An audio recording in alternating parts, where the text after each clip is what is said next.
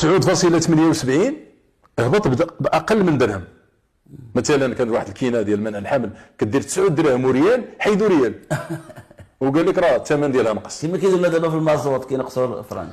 فيما يتعلق بالادويه اللي الثمن ديالها هبط ما بين درهم و10 دراهم تقريبا 11%.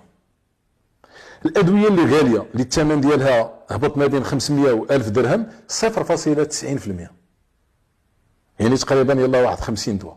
اللي الثمن ديالها هبط اكثر من 1100 درهم تقريبا 48 دواء اللي هبط الثمن ديالو. وهاد الاثمنه ماشي هبطات لنا الوردي، ولكن لان المارشي ولاو لي جينيريك من بعد رجعوا لها الادويه الجانسه هي اللي فرضات على المصنعين انهم يهبطوا الثمن.